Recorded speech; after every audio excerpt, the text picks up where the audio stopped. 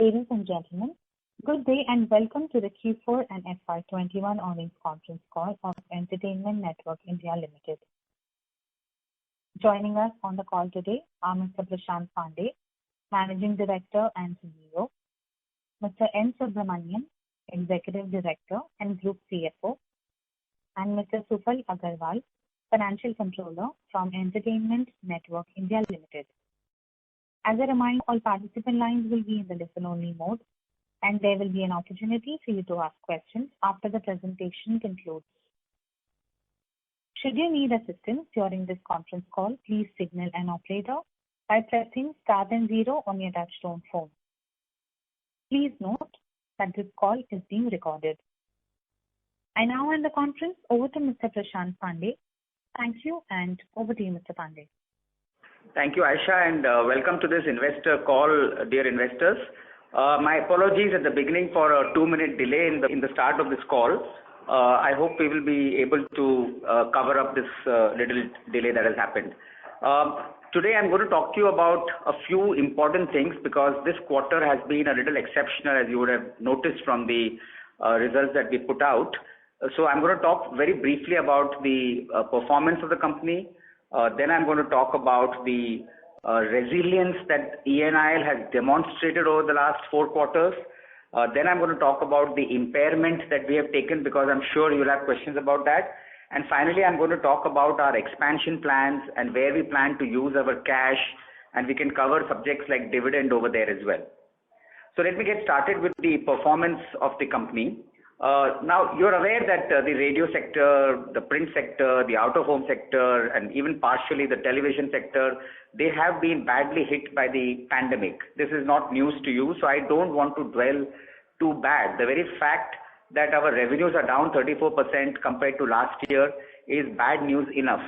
Now, we can either continue to mope about it or, I would like to take advantage of this time and actually tell you that behind this really bad number of 34% degrowth, there are so many very, very good stories, and these good stories will play out in the future. And I would like you to be aware about these good stories. So allow me to get started on that.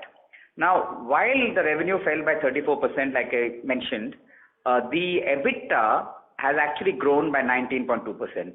And this is remarkable because remember, in a radio business, in a traditional radio business, when the revenues fall, there is no way that the EBITDA will not fall. And the only reason that the EBITDA has increased is because we have got a diversified product mix, and I will talk to you about that. And 2, we have cut costs very, very significantly. And as a result of that, our EBITDA has gone up. Now, our PAT also has reported a turnaround. We had a PAT profit of 70 lakhs before impairment, compared to a loss of 3.8 crore rupees in the same quarter last year. So that's the second piece of good news. The third piece of good news is that sequentially we have grown revenues by 17%. Now again, this is exceptional because for most media companies, Q3 is the biggest quarter because of the fact that Diwali is there, Christmas is there. But for us, traditionally, as you know, in ENIL, Q4 tends to be slightly bigger. But 17% growth in Q4 over Q3 is a really remarkable thing. It is actually indicative of the fact that the economy was recovering from COVID and the company was benefiting from the recovery. Now, a key competitor of ours, which is also listed, has reported a 4% sequential growth. I'm mentioning that only so that you can appreciate the importance of a 17% sequential growth. The very, very good news for the industry is that advertisers who had gone away last year have all, or most of them have come back in a very big way. And allow me to give you some data on this. The biggest advertiser in the country is FMCG, as you know. Last year, FMCG had taken a drop of 20% in volumes on radio industry. I'm not talking about Mirchi, I'm talking about the entire radio industry. This year, FMCG has come back on that low base by 46%. If I were to talk about auto sector, last year it was down 37%. This year it has recovered that loss and come back by nearly 49%. If I were to take BFI, a strong category for radio medium, it fell by just 2% last year and it has grown by a very strong 23.5% this year. If I were to take health and pharma, and this is a category which has been growing on radio, It grew by 18% last year, and it has grown by a further 62% this year. So this is really strong news. This has contributed to 6% volume growth in the industry. Unfortunately, there are 2 or 3 important categories which have not performed well for radio. One of them is a buzzing sector called e-com or IT-enabled services, whether they are fintech companies, edtech companies, e-commerce companies, or several other companies in the tech space. Well, they had fallen 24% last year, and they've further fallen by 17% this year as well. And one reason for that is that these are largely the big players who are advertising, and they get better CPMs by advertising on television, and of course doing a lot of advertising on their own mediums and on digital. So I think this is a serious loss for radio, and radio industry will have to look at ways of getting them back. The other sector is, of course, our own sector, which is media and entertainment, and it used to be a big advertiser. It fell 56% last year, and it has fallen a further 20% this year. And the last category which did not revive is the government sector, which fell 41% last year and has fallen a further 26% this year. So this was a story on volume that I wanted to give you by categories. Well, in the middle of all of this, I want to tell you that the Mirchi market share has grown from 26% or thereabouts in the third quarter to 29% in the fourth quarter, which again indicates the strength of the brand. Overall, in FY21, we have retained our market share at nearly 27%. So the strong performance of the company in terms of market share continues. Now, one of the critical products that this company has, which other radio stations do not have, is our solutions business. And we have talked a lot about our solutions business. And if I were to show you the growth in the solutions business, while our company's revenues grew 17%, as I mentioned, sequentially, actually the non-radio business grew 78% sequentially. Now, this is the real strength of the company, and one of the key products in our solutions portfolio is what we call multimedia solutions, and it has been a truly remarkable performance, because the number of executions that we did in this quarter have nearly doubled, despite advertisers being a little wary of on-ground activations and those kind of things, and we also not able to do on-ground activations.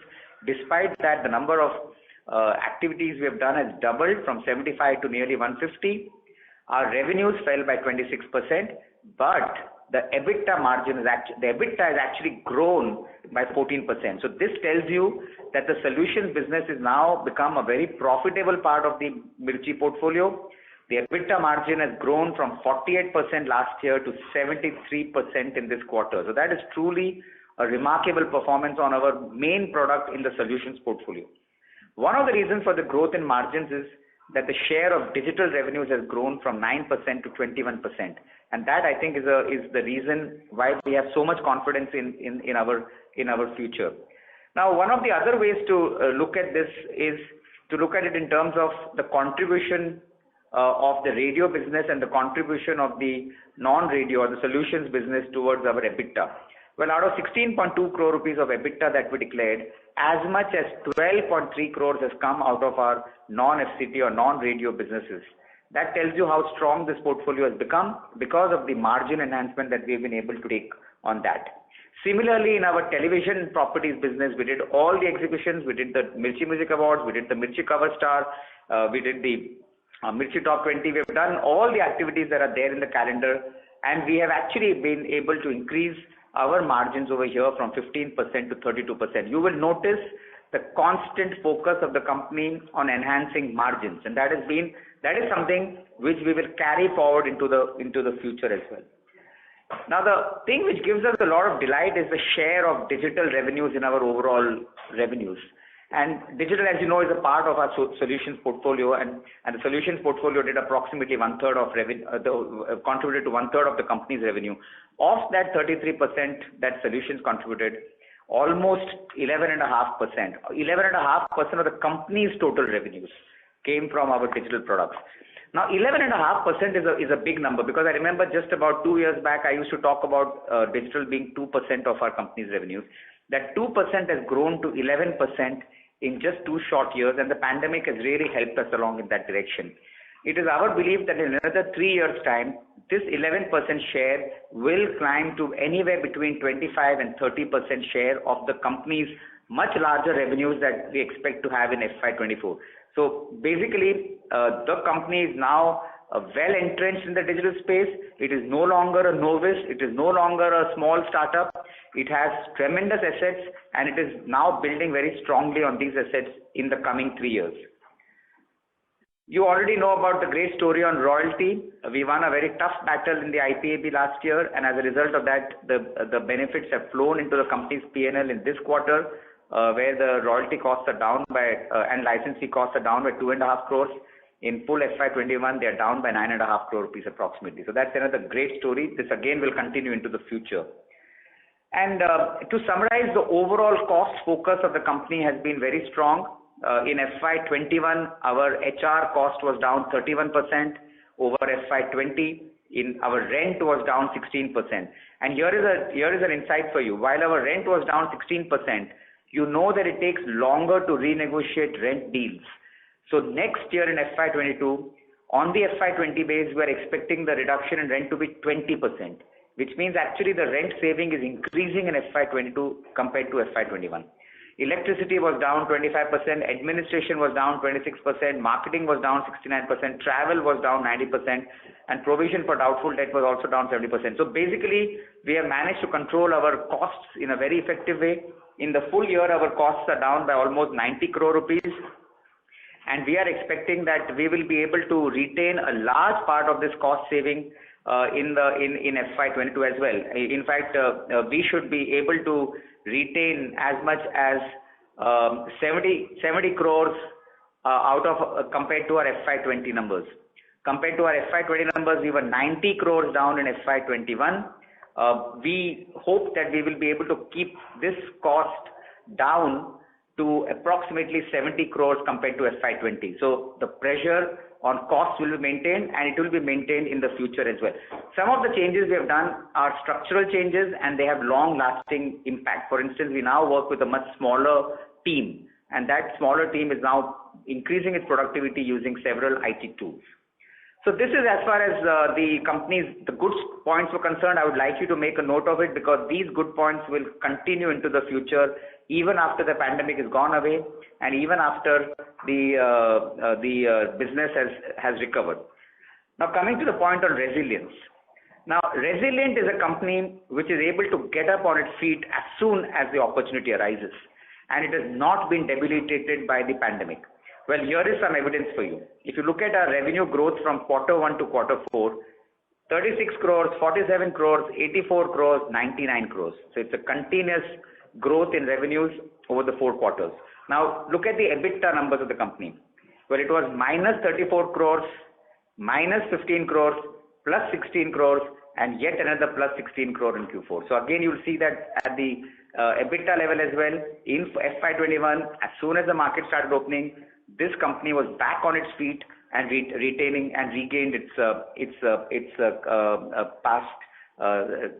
regaining its past heights. Now, one of the very important statistics is the price. Now, I remember I mentioned to you that in Q1, the first thing which crashes in media is the pricing, because media players always try to fill up the volumes. Well, pricing crashed approximately 23% in the first quarter. It fell a further 16% in the second quarter. But here is the good news again. In the third quarter, it went up by 6%, and in the fourth quarter, it has gone up by a further 5%. So price recovery has also started, and had the second wave not come, we would have been looking at price being fully regained by the season which is coming up ahead of us. So enough on the resilience part of the company. Now let me talk to you about impairment. Now, impairment that we have taken of 97.5 crores, I must point out, is a result of our conservative policies and philosophy that we have followed in ENI and in the Times of India Group. It is not as if we have shut down the second frequencies. It is not as if we are demanding less from our teams on the second frequencies. However, out of extreme conservatism, and given the fact that the second wave of COVID has hit us pretty strongly, and there is talk of a third wave hitting, we believe in the interest of transparency, it is important for us to take the hit now. With the realization that these stations continue to be cash positive, and also with the realization that we may well be able to restore this impairment back into the books of the company in the years to come.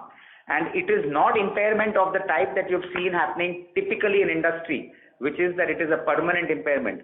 I must point out to you that this is not a permanent impairment.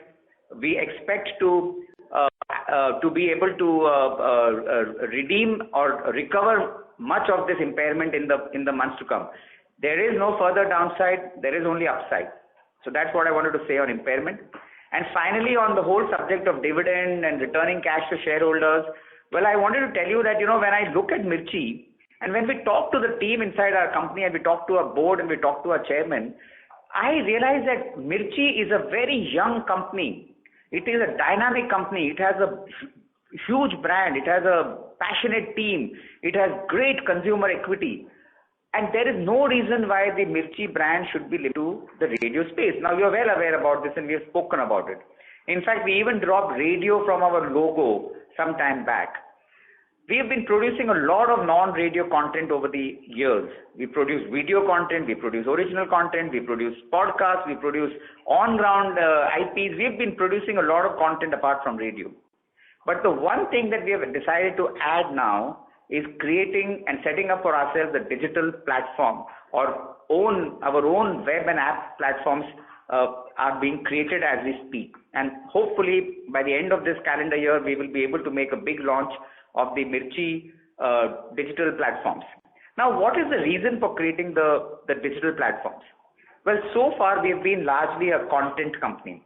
And we've been making content which we've been supplying to various digital players. We've been supplying to Gaana, we've been supplying to other OTTs, we've been supplying to video OTTs, we've been putting our content on YouTube, we've been putting it on client pages. But here's the thing, that we are under-exploiting the value of our content. And while this content itself is our strength, we are not being able to generate the full value of the content that we are creating. And the primary reason for that is that when we create content and supply to others, we do not get customer information. We do not own the customer. We simply become content players and we make a small margin on it. But going forward, ENIL will own the customer. And it is our goal that in 3 years' time, we should be having 50 million active users on our web and app portals in the coming 3 years. And if we were to do that, we would be able to scale up our digital income. We would be able to protect better against any future pandemic or similar such event that comes up in the future.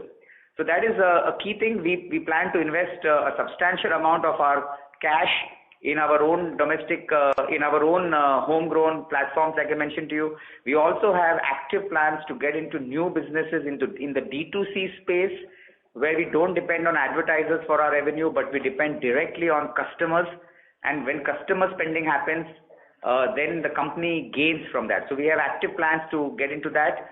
We also have active plans to invest in external companies, startups, people who are doing exciting work, but in areas which are close to the area that Mirchi operates in, and businesses that we do not want to run ourselves.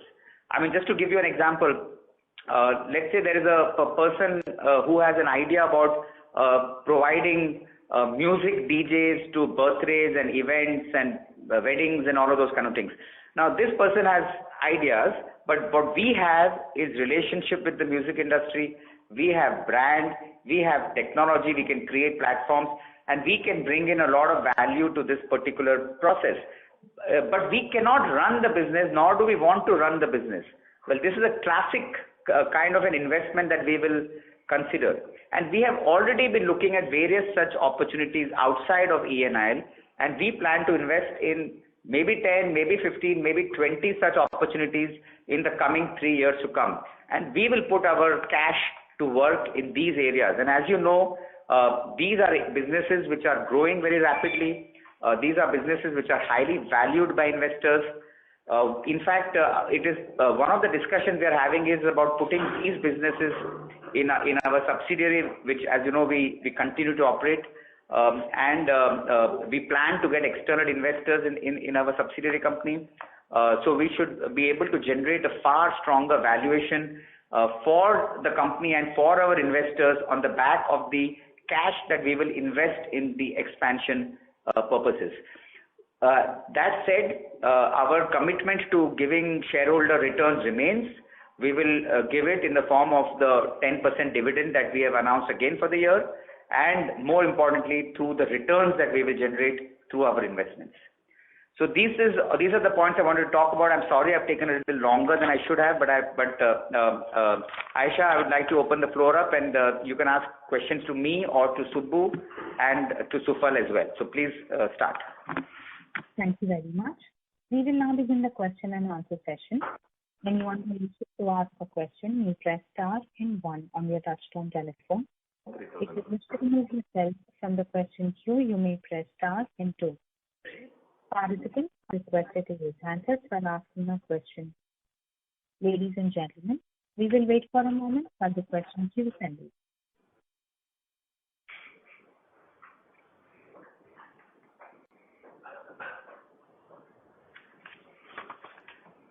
The first question is from the line of Siddhant Matta from B&K Securities. Please go ahead. Yeah. Hi, Prashant. So basically, just wanted to know 2-3 things. First of all, I missed out 2 points on your opening remarks. One about the cost, some 70 crores amount you were giving. So what is that? Can you just repeat once? Yes. On our other operating costs base of FY20, FY21 we are 90 crores down. FY22 we will be 70 crores down on the same FY20 base. Okay. 70 crores down. So 20 crores additional you will be incurring. Okay.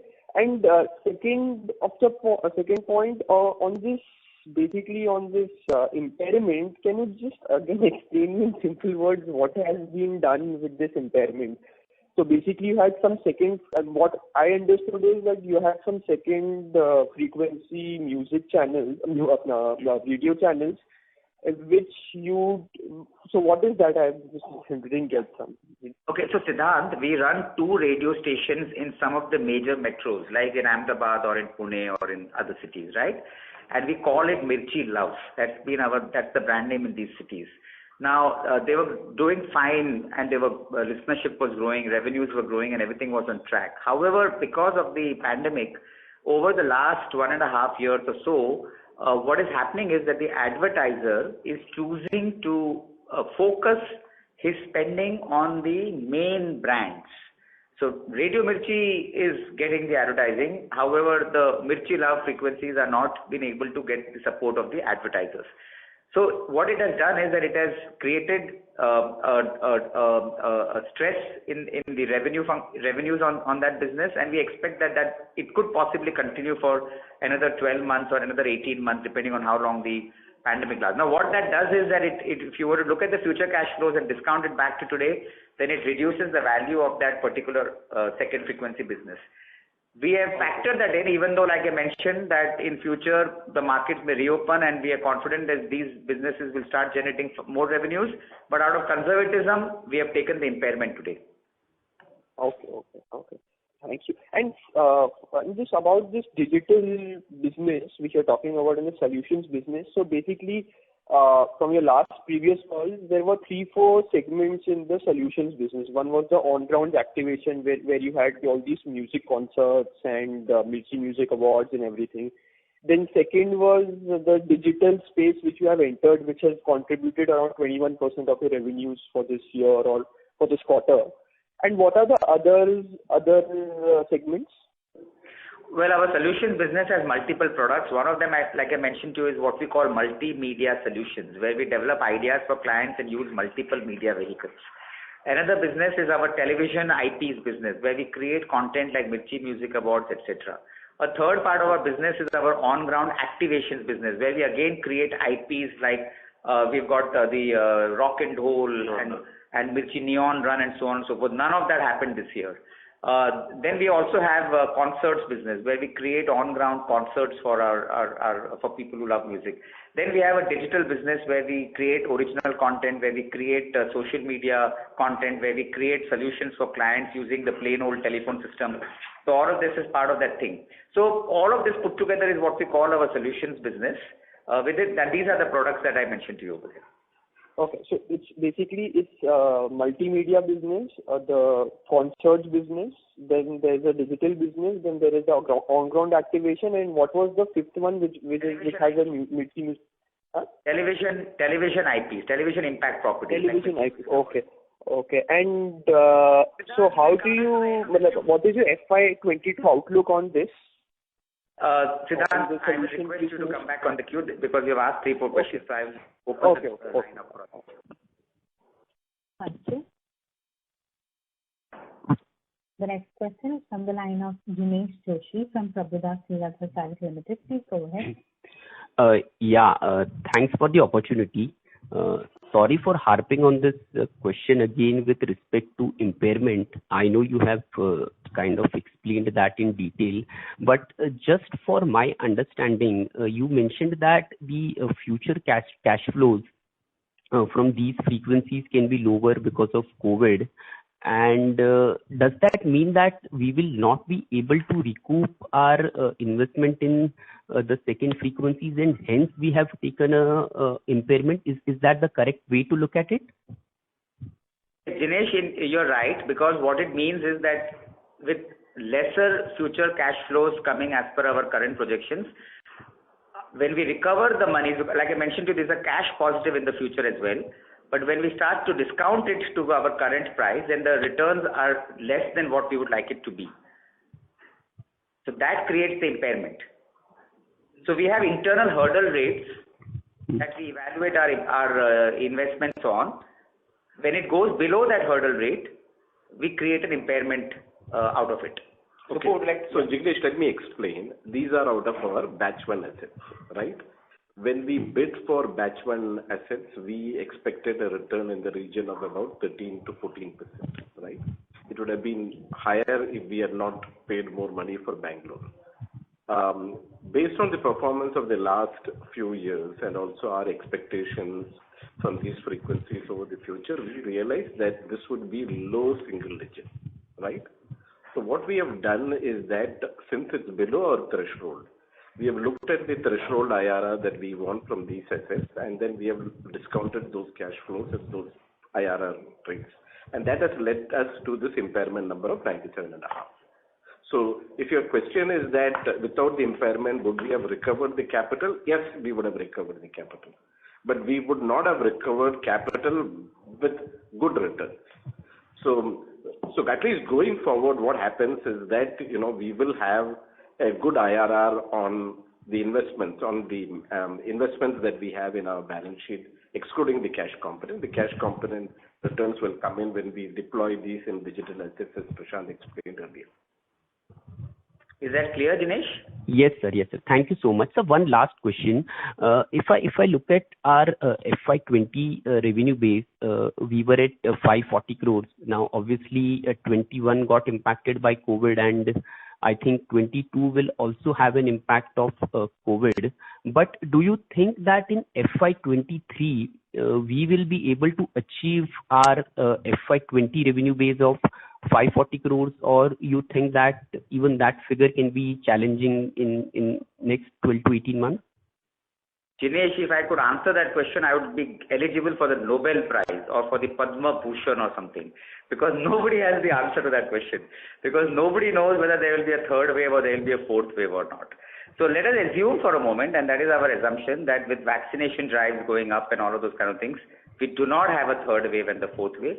If that happens, I'm more than confident that in FY23 we will go past our FY20 numbers. But here is the thing, that there's a lot of uncertainty about it. When we did our FY22 planning in end February and early March, we had no idea that such a strong second wave would come. And clearly that has upset our FY22 plans, even though we are trying to recover in the balance of the year. But there is uncertainty about that as well, right? So this is the answer to your question. Yeah, to supplement to what Prashant said, while, it's very difficult to forecast, management is clearly working on the assumption that our FY23 numbers will be far better than our FY20 numbers, right? We have had multiple years of no incentive payments to employees. So clearly the management team is working on a number far higher than the FY20 number for FY23. Yeah. Sir, I just want the capacity utilization figures for legacy batch 1 and batch 2 stations for FY21. So Jinesh, for capacity utilization for existing stations, 35 stations, is up by 2.2%. Sir, can you please give the absolute number? Absolute number is 78.7%, 79%. Batch 1 is at 34% and batch 2 at 30%. Overall at 54. At overall level, we are at 54% capacity utilization. Thank you so much, sir. Thank you. Thank you, Jinesh. Thank you. We would request the participants to please limit their questions to group of participants. The next question is from the line of Arun Giri from Trustline PMS. Please go ahead. Hi, Prashant.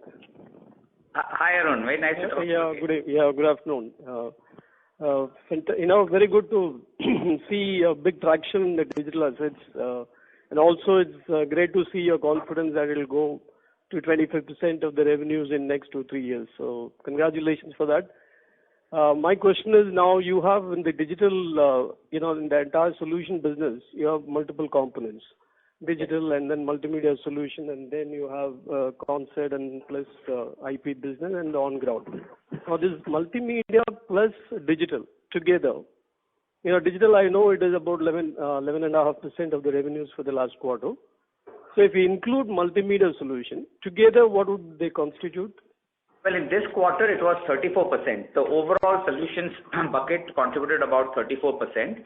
Like I mentioned earlier, of that 34%, 11.5 was digital. So the remaining 23.5 was made up of the other components of solutions. Totally put together was about 34%. Am I right? 35%. Okay. Out of this 34, if you take away the on ground, it could be very negligible. Also, the IP concept business, you are left with only digital and the multimedia solution. So that those two components, how much would they? Just for us to have an idea. Well, you're very right that the on ground vanished. So the on ground activation business, the on ground concert business vanished. However, the television IPs business, we were able to execute every single television IP. Of course, with slightly lower revenues, but actually with higher margins. Because we cut back on the content cost and we actually took the advantage of the pandemic in demanding lower pricing from every constituent of the people who supply content to these IPs, right? So we got better deals from the artists, we got better deals from the event on-ground organizers, from the venues and from every single thing, and we were able to enhance our margins. So yes, three things were working, multimedia solutions were working, digital was working and television IPs were working. So all these three together is about 33-34%. That's what is the That's right? Now, just looking at the direction of the business in the next 2-3 years, leaving this on-ground business, which is a low-margin business, the rest of the digital business, the rest of the solutions business, what is the kind of percentage we can assume, 3 years down the line? You said digital alone will constitute about 25%. Yes. So if I were to do a crystal ball gazing on the future, actually let me not call it crystal ball gazing. We've actually worked on these numbers till FY24. We believe that the split of revenues could be something of the order of maybe 40% or thereabout be core radio, maybe 40-45%. Maybe 30% could be solutions without digital, and 25% could be digital. So 25 digital, 30 odd of solutions, and 45 or thereabouts of radio could be the broad revenue split that we could see. Now this is for domestic business. In addition to that, we have an international business which also we see expanding quite strongly in the next 3 years. We believe that business, which is pretty strong, small today, could become somewhere in the region of about 60 to 70 crore rupees. And remember that this is targeting the NRIs, and therefore a lot of the content is produced in India and played in the US and in the Middle East. So therefore it can be fairly profitable as well. Okay. That's great to know, Prashant. I think all the best for this, diversification of the revenues. So we are really hoping that you'll be able to, execute this as per, what you guys are working.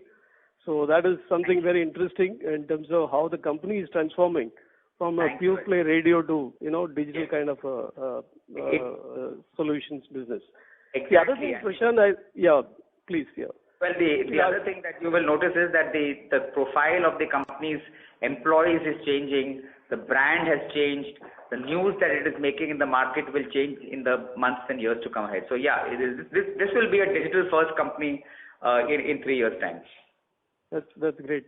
Prashant, the other thing I wanted to just check with you is just about a few months back we spoke about this, capital allocation. At that point of time, the company was very clear that they will look at distributing this cash because the company doesn't need cash for any of those capex or any of those utilization. So now the company has changed. I mean, that's a bit of a surprise. Yes. Let me just explain the background to this. See, the fact is that we have so far been a digital content company, and then, like I was mentioning in my earlier remarks, we have been making a lot of digital content. We had 700 million views on YouTube. Just imagine that number, 700 million views on YouTube. We had 500 million streams on Gaana.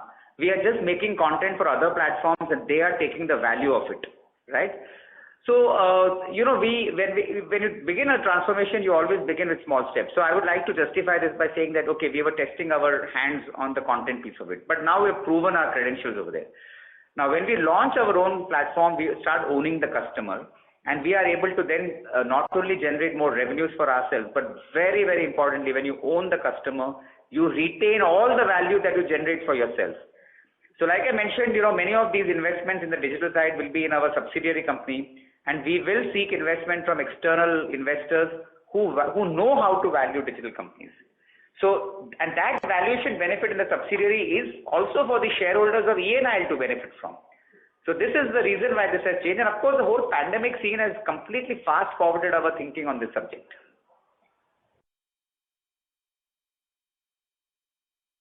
Thank you. We would request the current participant to please come back in the question queue for any follow-up questions. A reminder to the participants, anyone who wishes to ask a question may press star and 1 now. The next question is from the line of Utkarsh Maheshwari from Reliance General Insurance. Please go ahead. Good afternoon, sir. Good afternoon, Utkarsh. Sir, I think probably this is a year of reset for many of the industry and many of this thing. Probably we are also taking that big leap by taking that impairment. Just wanted to confirm. I mean, these frequencies will still be with us and we'll be operating those stations, right? Absolutely. They are going to be operated. They are generating cash.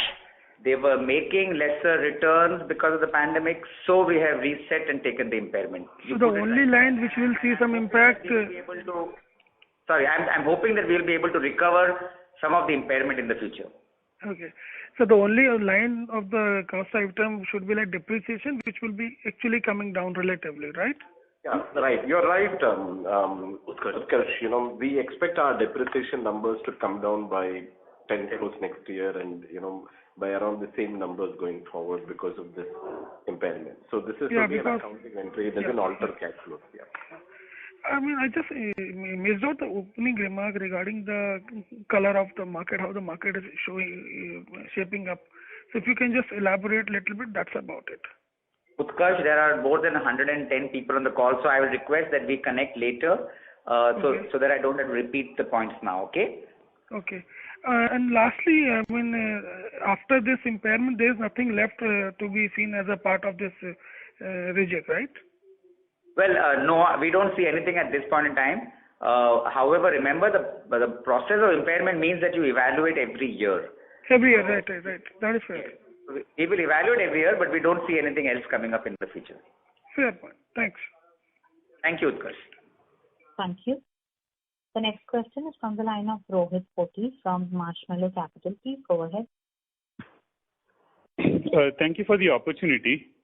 So again, on the capital allocation bit, you have expressed your views quite clearly, but I mean, the fact remains that we seem to be valued at below replacement cost today, and our stock price has gone down, let's say 80% or something from the peak. And while I understand the imperative to invest in new businesses for the future, and we believe that the true intrinsic value will only grow multifold over the next 5-6 years, in that context, it makes a lot of sense to at least put, let's say, 20-25% of the cash for buy, right? I mean, you are increasing the value of the intrinsic value per share for buyers or for shareholders who want to remain invested. So I'm surprised at the current change, because over the last 3 years you have been consistent in your view that at one point we will return the cash or some portion of the cash. Sorry, Rohit, before Subbu responds to you, because he wants to, I just want to say that we have not changed. We are not saying that we are not going to return cash to the shareholders. However, what we are saying is that there are exciting investment opportunities, and surely the investors of ENIL expect ENIL to generate better returns through its investment. So we will focus on that, and you know the opportunities over there. So it makes sense that you're investing. My confusion is, it would have made sense to, let's say, use 20-25% of the cash that we have to do a buyback this year when the value of the share is so below its intrinsic value.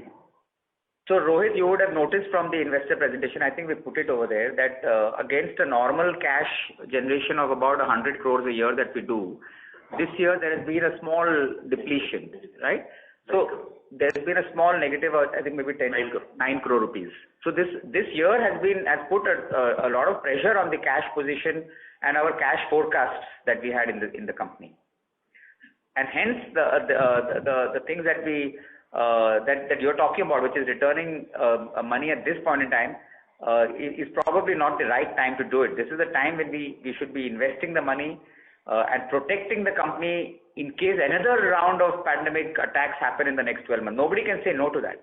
So this is a time for the company to conserve its cash for its protection and to invest in opportunities that will give higher returns for shareholders in the years to come. And like I mentioned, the board has still to consider this matter. It will take a call on this in the months to come, and it may well decide at that stage that we have exhausted all our investment opportunities and it's a time to return the balance money to the shareholders, to the investors. Like I mentioned, we will hopefully be generating 100 crores a year in the future as well. So the cash will continue to build. So second question is on, you mentioned new opportunities that we're going to pursue, which is both startup investments as well as building our own digital platform. So it would be great to get a sense of the cash outlay you look at for each of these investments over, let's say, a 5-year period. And do you have a sense of when you expect them to be profitable, etc.?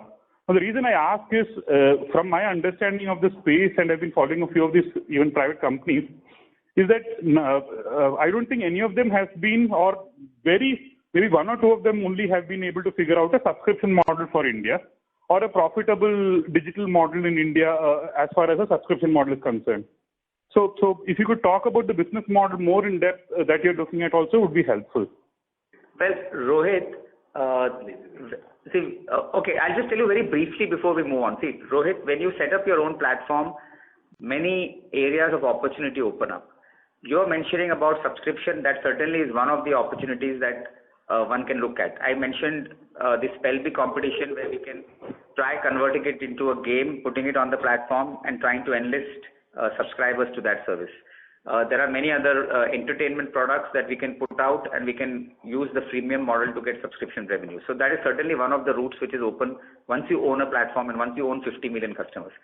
But the other option, of course, don't forget, is also transactions. And there are several transactions that you can consider doing once you have a base of a homogeneous base of users, right? I mean, just to give you an example, I mean, let's say if you take music, like headphones, or you take a very fancy, like the earlier days when the iPod came out, there are so many such fantastic, very well designed items available which you don't know where to buy right now. Now, the logical place somebody should come to should be a Mirchi platform. I mean, I'm not saying that we are going to do this, but I'm just saying that such kind of opportunities also open up. So there are areas that we believe are very core and very tightly knitted with our business that we will keep directly under us, maybe in our subsidiary, like I mentioned. And there are some which are adjacent to our businesses and which require a different operating style, which completely has a different management style, that we will keep externally, let external promoters run it and only consider it as an investment opportunity over there. Yeah, so could you explain the cash? Sorry, we can talk about it a lot more, Rohit. Again, there are, like I have to repeat, there are more than 100 callers in the call. So give everybody an opportunity to ask the question. Okay? Sure. Thank you. The next question is from the line of Shikhar Mundra, an individual investor. Please go ahead. Hi. Yeah, most of my questions have been answered. So just wanted to understand one thing about the Mirchi Love and Cool businesses. So how many stations are contributing to the Mirchi Love and Cool businesses brand out of the 76 frequencies? Well, there are 7 Mirchi Love stations, and one is Cool FM, which is our third frequency in Hyderabad. So there are 7 second frequencies and one third frequency. So 8 stations. 8 stations. And so after impairment, what is the total asset value of these 8 stations on the book? So any figure for that? It will be around 150 odd crores. No, so 52 crores, yeah. Sorry, Shikhar, the value of the station after impairment on the books will be approximately 52 crores. What Subbu was referring to was the pre-impairment value. Okay, all right. And in your opening remarks, you had mentioned that some sectors are not doing well, like e-commerce, the government sector. So typically, how much percentage of our ad revenues are contributed by these sectors which are not, rebounding well? Well, 2 years ago, government used to be our biggest sector, and between central and state government, it used to contribute as much as 15% of our revenues. Today, it must be down to 6-7%. Sorry, just say it loudly. It was 17%. No, how much revenue is it? Okay, so basically it has come down significantly from where it was, Shikhar. It used to be about 15-16% in the earlier days. And in terms of, because many of the other sectors also have fallen because of the pandemic, so the share in this year has again climbed back. But in general, it has taken 2 years of continuous drop. It like I mentioned, it dropped 41% last year and another 26% this year. So its value has fallen off significantly. All right, got it. Okay, thank you. Those were my questions. Thank you. Thank you, Shikhar. Thank you. The next question is from the line of Manan Patel, an individual investor. Please go ahead. Can you hear me, sir?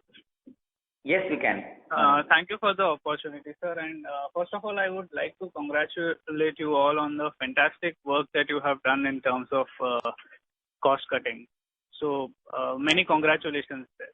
So, sir, I want to continue from one of the previous participants. You mentioned that we have depleted cash, but if I look at your cash flow statements, you have generated almost 30 crores of operating cash flows. And in the quarter. During the year. And Mr. Subbu also mentioned that by FY23 we are looking at way better numbers than FY20 also. So I am assuming that we would be normalized generating at least 100 crores of cash flows in those years. So I fail to understand, sir, why are we reluctant to invest in our own company which has such phenomenal brand and a team and the operations that we have. So why are we reluctant to invest in our own company in terms of a buyback while we are ready to invest in other companies which still need to prove that potential? And we already have a potential. So what would be the thought process behind that? And you mentioned 2 years back that we will consider, but that was consider a buyback, but that was not even on the agenda of the board meeting. So how would you think about that, sir?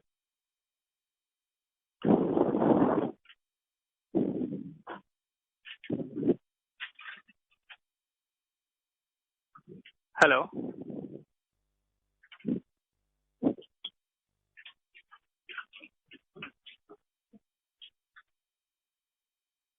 Hello.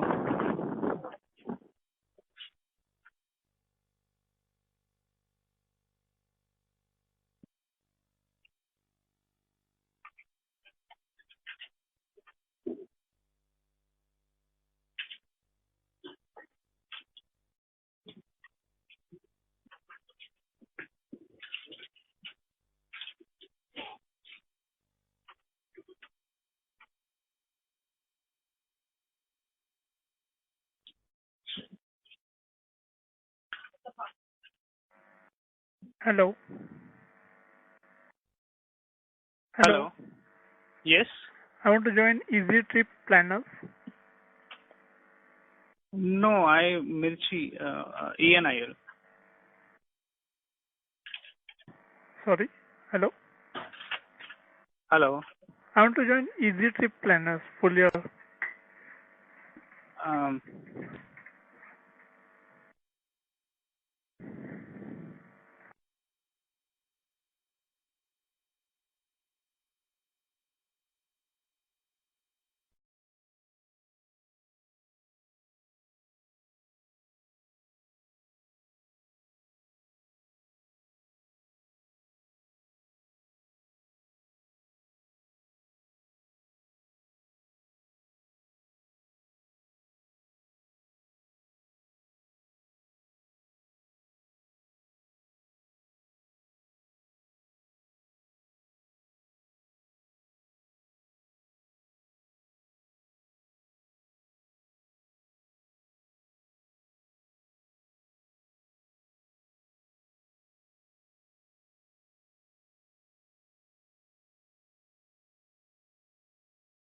The amount of cash that we will generate. Today, we don't have that high level of clarity that we want to sort of share with you. That's the position. Hello. Okay. Anand, thank you for your question. Aisha, can we continue? Sure. Yes, Aisha? Just a moment, sir. Yeah. The next question is from the line of Nitin Gandhi from KIFL Trades Capital. Please go ahead. Yeah. Thank you for taking my question. I would like to know what are the capex which you plan to incur for the 2 new territories, that's Middle East and USA, which you supposed to start operating or reviving. And second question is, out of consolidated balance sheet, what is the sum of assets that's lying either in subsidiary or directly in the books are likely to generate about 13% hurdle rate post impairment which you have carried out? Thank you. Okay, so 2 questions. Super, you want to answer the international? Yeah. So to answer your first question, we have already invested in US, and in the next expansion for the Bay Area, we are expecting around $500,000 investment. And for Bahrain and Qatar, we have already invested in March 21 itself, around 3 crore INR in Bahrain and 4 crore in Qatar. In the UAE, we don't have any investment of our own because it's a brand licensing agreement. Okay. So on the hurdle rate question, let me answer. If you look at our standalone balance sheet, there is about 805 crores of net worth, right? And then there is about 220 odd crores of cash. So the balances are all business assets, right? Even you take your deferred tax and all that stuff. So even if you on the business assets, we will comfortably earn more than the hurdle rate of 13%. The entire impairment, we do this assessment every year to look at what our assets earn, and if it is not in that threshold, we do the impairment. It has never happened in the history of the company. Unfortunately, this year we had a set of assets where we realized which would not return that level of hurdle return. And so the answer is that, the total share capital of 805 minus the cash will certainly return the deliver return of 13%. On the cash, right, it will all depend upon our digital asset plan. And there clearly the hurdle rate return expectation is also in the vicinity of what you're saying. So it's not going to be any lower than what you're stating. So, but that return will accrue only when we start investing that in those businesses. Thanks a lot. Good to hear that. But if possible, can you share what is the intangible out of that total asset side? So if in the balance sheet, you will find there are 2 components, right? There is about right of use of assets, tangible and intangible. Right of use assets is this Ind-AS adjustment that we have on all our leases. That I understand. Tangible component is the fixed assets. So far you can give the intangible component, which is the license fee, post adjustment of that impairment. You can share the data. Yeah. Yeah, the current value is 440 crore. So if you look at our Nitin, if you look at the total number on assets, it is 658, which is 500 crores of tangible plus intangible and right of use assets of 152 crores, which is the Ind AS accounting adjustment. Out of that 506 crores, Supal, you can share what is the tangible component and the intangible. Okay. So tangible component is around 66 crores and intangible is 439. Okay. Thank you very much. Thank you, Nitin. All the best. Thank you, Nitin. And I support there is no need to cash because anyway you will be hitting 75% within less than 50 crores of your fund. So yeah, so let me also explain. There have been questions on about buyback. See, our promoter holding is very, very high, 71.3%, right? Yeah. Our ability, we really don't have a flexibility to do a buyback because of the 75% rule, and our promoters also don't want to dilute. Yeah. So around on buyback, there's very little flexibility that we have as a company, and also our stock is thinly traded. Yeah. All right. Yeah, I understand. Less than 50 crore and you will be up 75. Anyway, all the best. I am sure you will be able to work out the best thing. Thank you. Thank you very much, Nitin. So Prashant, one. Thank you. Yeah, Aisha, we can take two more questions. Sure. The next question is from the line of Vivek Kumar from Shivsagar Investment. Please go ahead.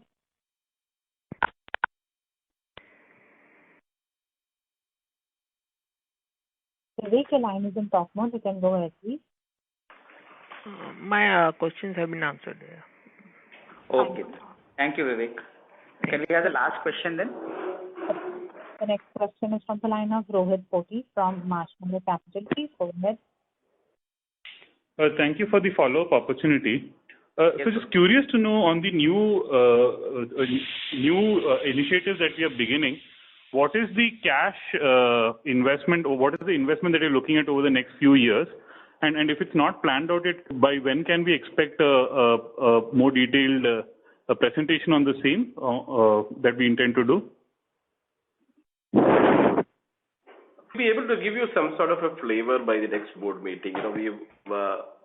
Management has worked out some numbers. We need a board clearance, and so that process will have to be. That doesn't mean we are holding back all of our investments. Some small investments we are doing 10, 15 crores, etc. That will also help us to test out whether our larger strategy makes sense.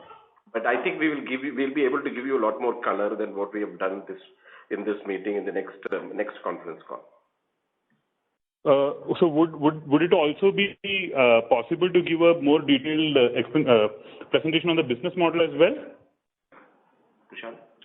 So Rohit, many of these investments will fructify over the coming months. It's not that it's all going to happen at the same time. But Subbu, when he said that he will lay out more detailed plans by the next board meeting, was referring to the investments that we plan to make in our own platforms. And like I mentioned earlier in the call, we plan to launch by around December of this year or so. And therefore, yes, by the September, October, we should have fairly, robust numbers, and we will be, looking at how much of that we can share with the investors, certainly. But when it comes to external investing that we mentioned to you, as and when opportunities come up and we develop it and take it to the board, we will at that time share with the investors as required. But today there is nothing that we have ready that we can share right now. So, sir, I was not talking about the external. So, and not just the numbers, but so you mentioned that we will be owning the customer, and that will allow us better opportunity to take economic value. So, would you be able to give us a better flavor of what is the business model itself going to be? Yeah, I thought you wanted to know specific numbers. That is what. So that too, but also the business model as well. We can certainly share with you the broad plans in the next conference call. Sure. Thank you. That's it from me. Okay. Thank you. Okay. Thank you, Rohit. And Aisha, can we call this meeting to an end? Sir, would you like to add any closing remarks? No, thank you very much, investors, for your interest in our stock, and it was a good opportunity for us to share with you our plans. We haven't been very open with our expansion plans in the past. They have now started getting frozen, and we will share with you, like Subbu also mentioned, in the coming months ahead of us. In the meantime, please feel free to contact us. Our information is there on the presentation deck, and we would be happy to answer questions that you may have. Thank you. Thank you. On behalf of Entertainment Network India Limited, that concludes this conference. Thank you all for joining us, and you may now disconnect your lines.